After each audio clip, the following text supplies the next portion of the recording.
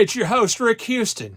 And the person I'm going to introduce you to in this episode is Bill Blair. And let me tell you, he is one of the favorite people that I've interviewed for this show because he's perfect for it. Number one, his daddy was a moonshiner. And number two, Bill has been passionate about racing for his entire life. He is incredibly into the history of our sport.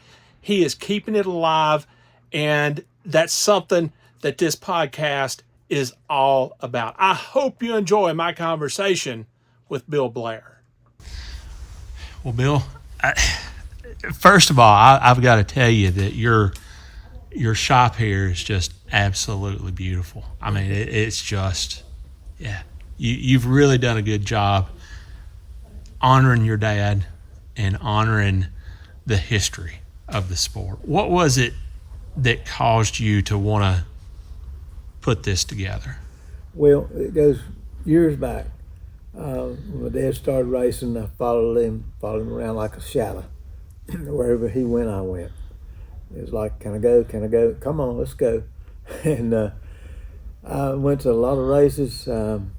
Started back, my first race was 1940. I was 3 years old. They built a racetrack across the street from us. And we had an 800-acre dairy farm, Clover Hill Farms, there in High Point, northern High Point. Then it wasn't High Point, it was out of the city. Later on they annexed it. But anyway, my dad, that's where he got the idea he wanted to race. Of course, he'd already been in the Hall of Moonshine, got caught one time. And so since that day, 1940, I was hooked on racing. And the third grade, I failed the third grade because of racing. All I could talk about was racing. And my school teacher, she come home with me one day and told my parents, Bill and Lucille. Now, the reason I called my daddy Bill and my mother Lucille was because all the people there every day call them Bill and Lucille, so it just inherent that I do the same, you know. Yeah. But anyway, my teacher, third grade teacher, told him, said, look, said, I can pass him, but he really needs to stay another year. Said, all he can talk about is racing. So they agreed to keep me back another year. But then 47, he built a racetrack, he and his brother. And my daddy had the money, and my uncle had Bob had the land. And just perfect for a racetrack, red dirt and all, you know. They had their own spring for the water sources, you know. So they built a racetrack called Tri-City Speedway in 1947, and it opened up in June 47, right before Wilkesboro did later on that year. But and I got to meet all the drivers, you know, and they were my heroes. And I remember it just like it was yesterday. I can see it in color today. I can see everything. Yeah. I can see Bob Flock sitting on the porch asking my daddy about driving that 39 Ford at the High Point Speedway in 1940. He had two cars, you know. He had two 39 Fords. He raced both of them, but and they were liquor cars.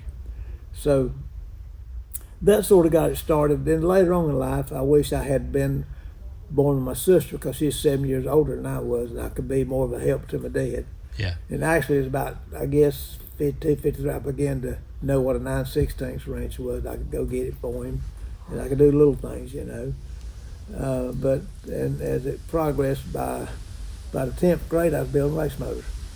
I do remember that. Yeah. I was helping my daddy and Jim Paschal. And my daddy got Jim Paschal started in racing when Jim came back from the Navy. Carried him to not Wilkesboro, but Mount Airy. That old 3/4 mile track up there, and my daddy let him drive his car. And Jim was a good driver. Yeah. And naturally, you know, he's won the World 600 watt twice and stuff like that. And I worked for him for many years, built motors and built cars and helped him any way I could, you know. So, as far as the history part of it, I guess I just sort of born into history. When NASCAR was started, I was there before they were, you know. But Bill France was at the first race there at the High Point Speedway in 1940, driving a Graham, and it belonged to Raymond Parks, and he turned it over. The only thing wasn't bent was the hood, and they jumped up and down on that and bent it. I remember that. And I was there with my mother, and she looked after me. I was 3 years old, and I hung on to her, you know. And I just remember there's a lot of noise there and a lot of people. It had about 10,000 people. And I can remember the names, and they came over to the dairy farm, and my daddy gave them milk, you know, and we had good chocolate milk over there, and we had the milk with the cream on it, you know. And they all loved that, and a lot of them stayed over there during the week at night. They sleep in their cars. There was no motels back in those days. You went to High Point for a hotel, to Sheraton Hotel. Then there was an old hotel there. Don't remember the name, but it was there during the Civil War, and some of the wounded soldiers stayed there during the war. So anyway, I was just born into it, and I just never, forgot it. Relentlessly, I try to preserve it as much as possible. And you mentioned Ronnie Thomas a while ago. Ronnie asked me, Bill, when you're gone, we're gone, said, who's going to carry on? And I don't know. I just don't know what the young generation's going to do, and nobody else does. Right now, they're all about these iPads, Yeah. And you see what NASCAR is doing to attract a new base. They're going Formula One, in my opinion, and they'll be racing those same cars from Mexico to Canada to Japan, wherever else, And I understand NASCAR is going to have their own show, promotions. I guess it would be TV and radio. They already got the radio. Hal Brazen come up with that idea in 1950 that Darlington knew, and they bought it from him. Yeah. So the history part of it. You weren't born into the history. You were born into it was current events when you were. Well, with me, it was happening. I saw it happen. Yeah, I can pick up a book today and point out so many errors in there, because people writing the books don't know. Right. They go around and talk to people. And I do know this, but a lot of the guys back in those days, they like to brag a lot, embellish, we'll call it. But I picked up books about different drivers and racing articles, and it's just a lot of it's just not true. Yeah. And what I tell you, I think I can prove all of it. Right. Now, your daddy raced, and he was also a moonshiner. Which came first? I would assume moonshining came first. Well, moonshine, it was, you got to go back that period of time. Right. It hadn't been too many years before that Irish and Scotch-Irish people come down the Appalachian Mountains. And moonshine was first made over in Iraq, is the way I understand it. But the Irishmen brought the potato recipes over here. And they came into Ellis Island, and a lot of the Irish come into Buck County, Pennsylvania. See, my sister researched all that. And came down the Appalachian Mountains. Some of them come into the Piedmont section, North Carolina. A lot of them went on down to Georgia.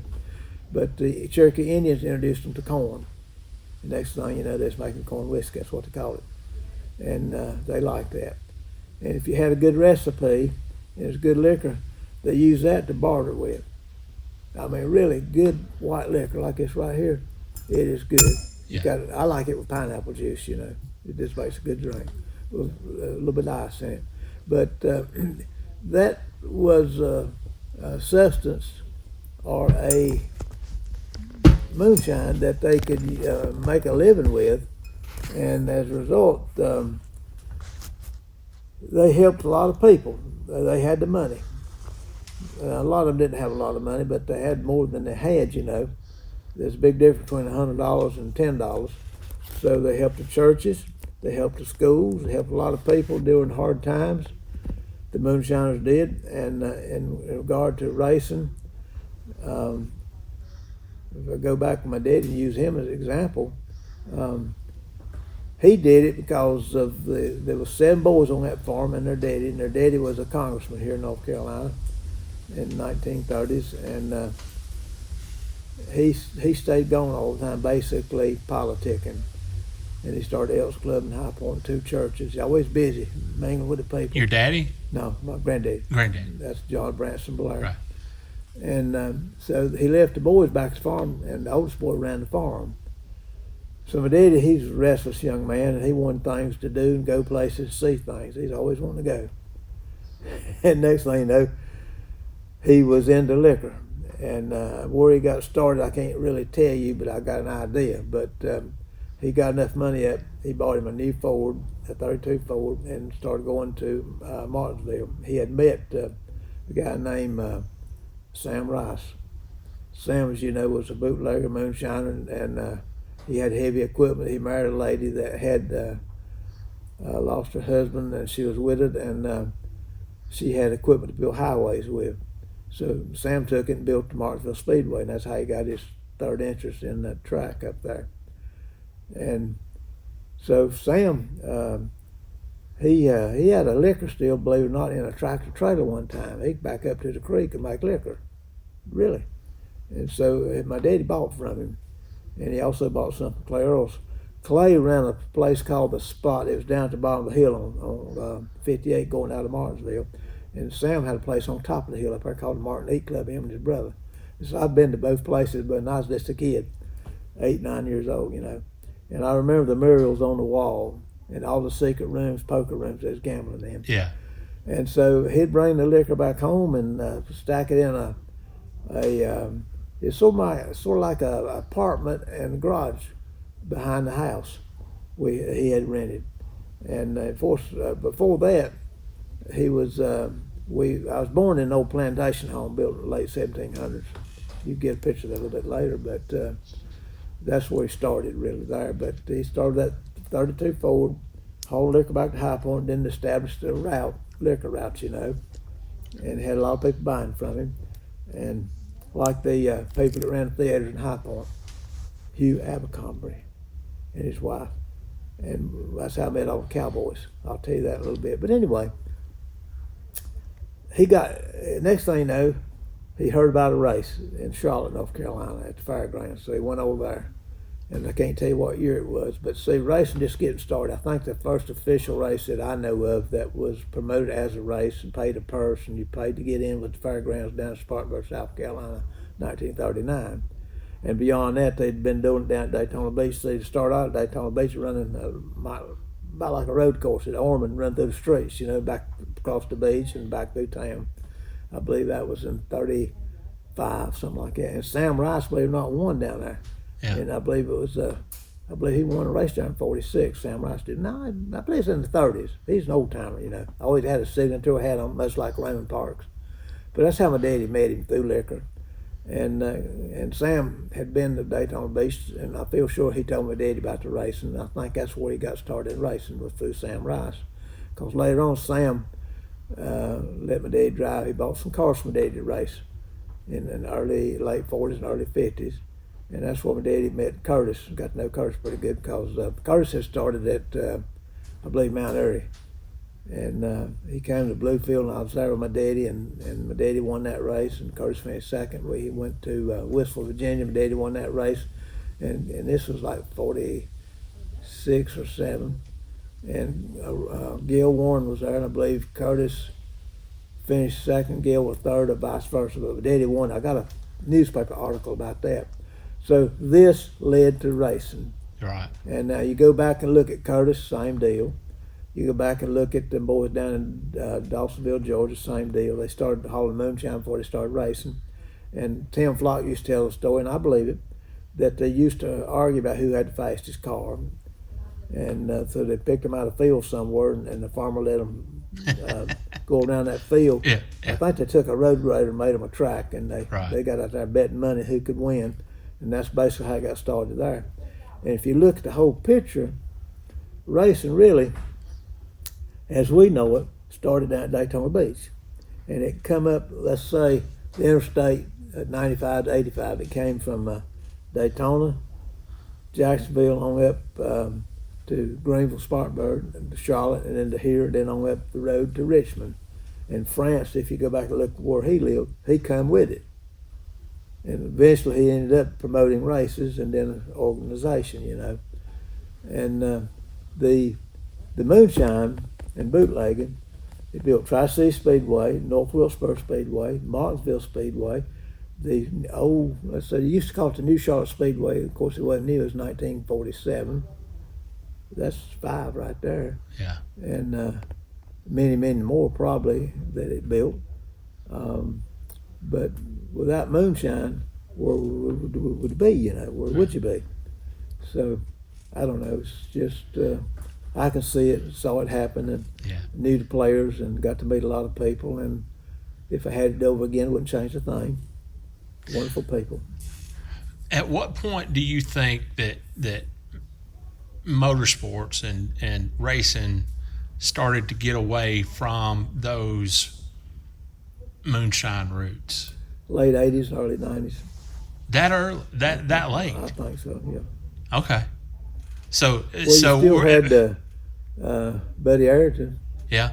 He used to buy the petty cars, Yeah. and he was still hauling liquor. Yeah.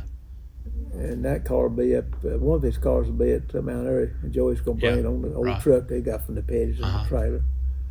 But and they used to talk about it. Of course, Junior was still with us back then, and every time they talked about Junior, he's a moonshiner. Reagan parted him, you know. Right. Yeah. But as far as hauling, putting money into it, like Sam Rice did, I would say that ended in the 50s. But as far as remembering, probably. Right. Okay. Yeah. That's what I'm getting at, if that'll answer your question.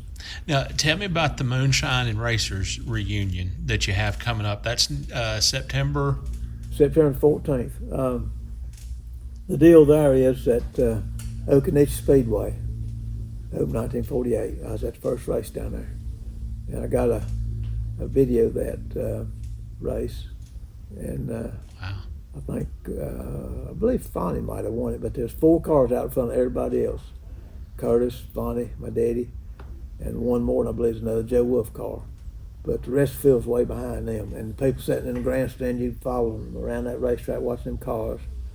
There's 4 cars, and each one of them swapped the lead. Looked like the Blue Angels in formation in the corners, you know. Yeah. They'd back them into the corners, meaning that the rear end would come around, and it gets so far around, if you Right. didn't finally get back in the throttle, it was going to back off the track, you know. And so they'd light it back up, you know, start throwing dirt and come off that corner in the slides, you know, and go up the straightaway, a long straightaways, you know. It was a good race. And today, it's still goes up them arm watching that. It's Yeah. fabulous, you know, to watch something like that. The reunion that you have in Mount Airy coming up. Well, How did that get started? Well, to get back to that, Occoneechee, it's still there. There's a group of guys down there got together and formed a historical group. I know some of them, Gerald Talbot, he's passed away, but gosh, there's about a half dozen or more of them that got together and they cleaned that place up down there. And they went to the Jeanette family who owns it. They were out in New York, that property, and it's on historical restaurant days, I think. And there's an old home there too. And it's right on that, I believe, called the Eno River. I believe it's spelled E-N-O, I believe is the name of it. But I'd say it looks real dark, you know. Must be a chemical company up above it, but it's just black, you know. And it eventually turned into a racetrack, but originally it was a horse track, half-mile horse track. And Bill France and somebody with him, might have been Enoch Staley, I forget who it is, they were flying back from somewhere down east and come over, you know, head toward Winston, and saw it. And later on went back and to see who owned it and what it was, and bought the land and built a racetrack. They extended each end of it, you know, and made it a 1 mile track. I think it's actually 9/10 of a mile, but Right. they call it 1 mile. Yeah. And the first race there, the fields were still groomed. It had been a horse farm and a racetrack, and the stables were still there. That's up on the hill. It was just beautiful. But those guys got that going. They formed a historical group, invited everybody in racing to come, Moonshine to come. Moonshiners didn't really go much back then to that event because it was mainly racing. So we did that. I went down, was a part of it, and I remember meeting Cotton Owens again. Hadn't seen him in years, and he came, brought one of his old race cars still up on his old drive-up truck he had. A great event, but it fell apart later on. There was I guess they sort of, they didn't get tired. They just started arguing amongst themselves, and it just disrupted so much they finally stopped. And then so after the last meeting, Karen Biscoe, Billy Biscoe, used to work for the Petties and Junior. He's a fabricator. He and his wife were parked next to us, and it was chilly, so we rolled the window down. We was waiting to drive out of the parking place in the lot, and got to talking to her about what had happened. That was our last meeting. They got an argument to shut her down.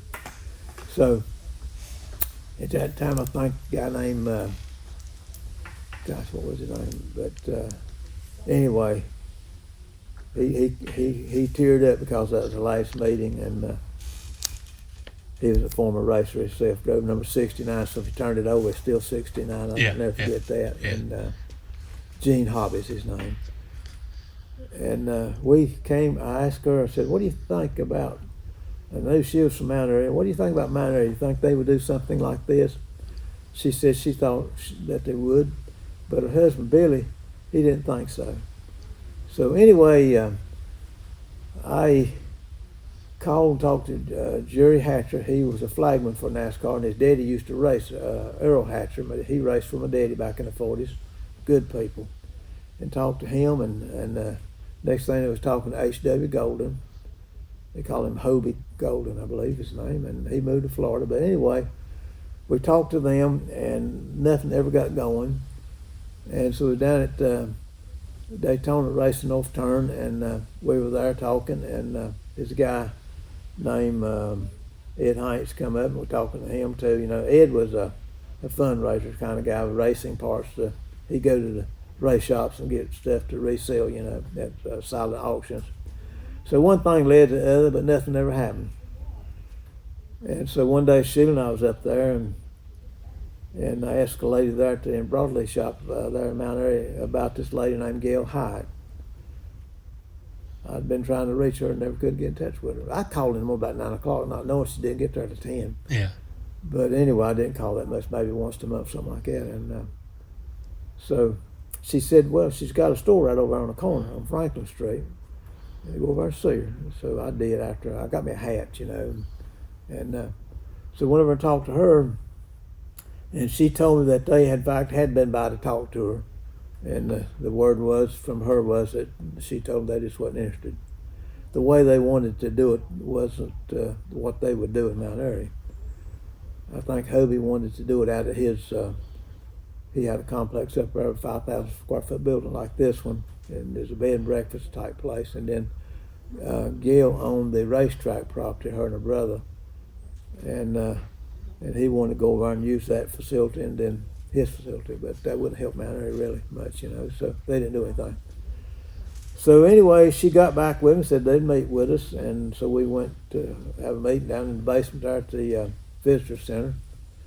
And we didn't know what to call it, but I'd come up with the name Moonshiners and Racers. And the reason I did is just what you said a while ago, how did racing, where did it get started? But it was Moonshiners started, basically. Not all of them were Moonshiners, but a big part of them were. And the Moonshiners had their money to build the racetracks, right? And believe me, after the war, there wasn't a lot of money. And I know the farm that we carried people who couldn't pay the bills, we carried them just like, you know, never stopped delivering to them. And years later, they paid us. So I paid the Blair boys. But anyway, we sat around and talked about the possibilities, and that's how she got started. And we got COVID-19, I guess the third year that we didn't have it, but this will be the fifth year we were going to have it. This will be actually the fourth one. And it's been a success in many ways. I think it's helped Mount Airy. It's got the guys back together. And just to listen to the old stories that they tell. And we're not the only ones that's done that. There's been other places that's done it, like the guys in Dawsonville, the Mountain Moonshine Festival. And then the guys down in, I guess it was down around Greenville. It's the guy there, J.B. Day. It's called River Bend. He had a complex there at the river. And we going down there for about 6 or 8 years, and then he passed away. Yeah. And then down in Jacksonville, Florida, the Jacksonville Hall of Fame, they're probably the oldest, and they've been doing it for 30-some years. And it was all about saving history. And we had a lot in common. And these places, basically, when you go to them, they're predominantly talk about people that lived around the area. And of course, they knew who Bill Blair was because my daddy went down and raced with him. You know, won the race on the beach in '53, so they knew who he was. But when we come up here and do it, you mainly have people from this area.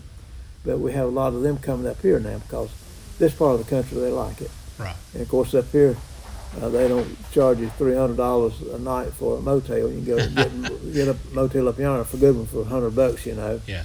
And we're not paying $50 a piece to eat. We're getting a meal up here in the teens, you know, good meal, $20 or so. So there's a big difference in prices. So you come up here and do it much cheaper and enjoy it.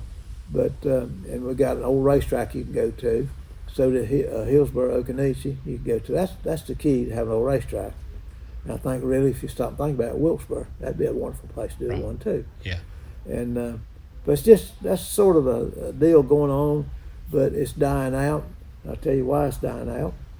I know you're going to ask that question, but we're dying. And Todd Morris, who does a lot of videoing for me, he calls me the last voice because I'm the oldest one. And if you want to know something, there's a good chance that I may know. If not, I know somebody possibly can. Like I used to refer to Tiger Tom Pistone from Chicago and Soapy Castles, you know. They know a lot of history, but Soapy's left us, you know. He's up there now. Yeah. And his son's still with us, and he still participates. And that's what happened. A lot of the sons, a lot of the guys that were there and did it, they're gone, but their sons are still here, you know, and their daughters. And we know enough to carry on. And of course, I'm old enough to have seen it and be there. So when I tell you something, I have seen it. With an event like the Moonshine Racers reunion, why is it important to you personally to keep that history going? Is it simply a family connection because you're a dad, or is it just the need to remember where we came from? Well, both. I made good grades in school. History, I made straight A's. Yeah. And math, I made straight A's, algebra and geometry and all that. But spelling, I was horrible. Lots of stuff I didn't like, wasn't interested in, didn't like it, didn't pay no attention. Yeah. And didn't go but a half a day. I got out early to go work on race cars. But anyway, yeah. It's important to me because our history, and that's what really I'm worried about. The young generation may not care. Yeah. And I recall I used to be a Civil War buff. Oh, I went really? to all the battlefields. Oh, I yeah. had a metal detector and go to battlefields. And if you talk to curator, he'd tell you where to go. Sometimes it'd be off the battlefield. Sometimes it'd be on it. No, you're not supposed to do that, but you can. And, you know, I'll tell you, two other people that loved to do that was Sterling Marlin and James Hilton. Yeah. And James and I were planning on going to Westchester, Virginia, where he has a friend that had property right next to the park, you know. Yeah. And we were going up there to metal detect. Of course, he lost his life, you know. Now, I did not know that about James. Yeah. I knew about Sterling. Somebody else that's really big into NASCAR history, Rick Mast. Yeah. Not only that, this boy here had David Ham. Yeah. And he likes it too. He and I are going to get together and go some places. Yeah. I got 3 or 4 metal detectors, you know. Okay. I've been out west doing it. Yeah. All around the old racetracks around here. I found a lot of stuff that when I got here. I'll show you a little bit. I found stuff over at the whole farm place off my daddy's old race car. I sure did. I got it. Wow. But it's just a hobby that, and I used to go out, you ain't gonna believe this, but I used to go out west New Mexico and hunt for lost gold, you know, where a bank robber had buried it, you know. Yeah. I used to do that stuff. I've been all over that daggone place out there in New Mexico, Farmington, New Mexico, and around, and this is something I did. But, you know, getting back to this, why is it so important to me? I guess you might say, for lack of better terms, I'm just eat up with it. I love it, you know. I think about it at night. I think about it when I get up. I got all this stuff here. I come down here, and Sheila's got to call me about 6:30 and say, "Hey, supper's getting cold. I don't want to leave, you know." And I can walk in here and look at these pictures around here, and just I can see it, and I'll start crying just about, you know. I love it so much. You know, they were my heroes, you know. Yeah. And Fonny Flock, my oldest sister Pat, had a crush on him. And and the Flock brothers, just great people. And my daddy loved them, no doubt. And I met so many of them. And when they come, they'd always stay with us. Bill French stayed with us. And he's picked me up when I was a kid and hold me in the air and shake me. And his wife, Annie. But I can go down the list here and take me 15, 20 minutes to tell you all the people that I met back in the 40s. And I never forgot them, them. And I know their sons that's still living, like Ed Samples and David Soulsby. I feel very much the same way because, I used to work for a news. I'm sure you know Winston Cup Scene. Sure. Used to work for them. I know Debbie Williams. And she's good too. When I was there, and since then, I've collected every issue of the paper from the first one in '77 to the last one in 2009, and my son and I are scanning all of them.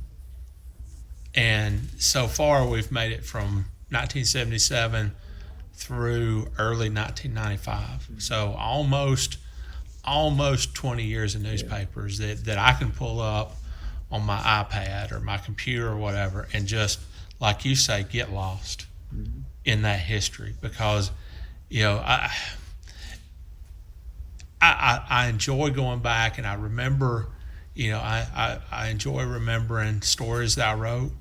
And I mean, there's not an issue that goes by that I didn't, have a story in that I don't even remember writing it, but yet there it is, and it's preserved now.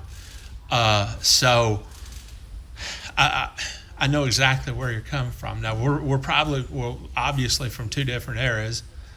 You're from very early NASCAR, even pre-NASCAR. And, the heyday of Scene was the 70s, 80s, and 90s. Well, I'm very familiar with the Winston Cup Scene. In fact, I subscribed to it. Yeah. Still got a few of them. Yeah. Gave some away. I had Deb Williams on a radio show here about a year or two ago. Yeah. Wonderful person. And then I knew Bob Hoffman and Benny Phillips very well. They had the Sun Motorsports, I believe. Yeah. Yeah. And I knew Chris Economack, and when I say I knew him, I met him one time, talked to him at the racetrack, and he knew my daddy, and was wanting information on him, but I never saw it published. But anyway, all right. Yes. Well, and that was in the, like I said, 80s. See, I didn't get out of racing until about 82 or 3, and then I picked up drag racing. Yeah. And then I got into vintage racing. That's what this modified Ford over here is about. And I've worked on everything. I had a Blair Automotive. We built race engines, and I've been involved in a lot of stuff. Except I've done everything, built engines for everything but airplane. For somebody who's interested, I mean, we could sit here and talk forever about history and everything, but for somebody who's interested in coming to the event on September the 14th, how can they get information about it? Call me. Call me. Mm-hmm. Call you, sorry. Right. I'll just tell you the truth. The people in Mount are good people, but they know nothing about racing. Yeah. And if they'd have been here today, sitting around, they'd had to listen because they got no input. Yeah. Even though Gil Hines owns the old property there, and her brother Hull, Howard Hull, he knew a lot about early racing because he saw it, as a kid, much like I did.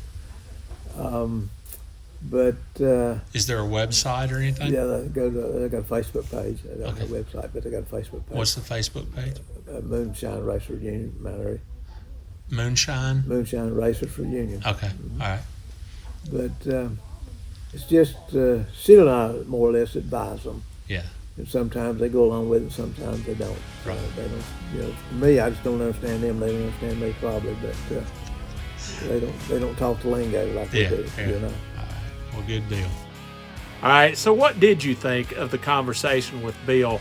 Let us know in the comments section below, and be sure to hit like, subscribe, and comment on this episode. Thanks a lot, and we'll talk to you soon.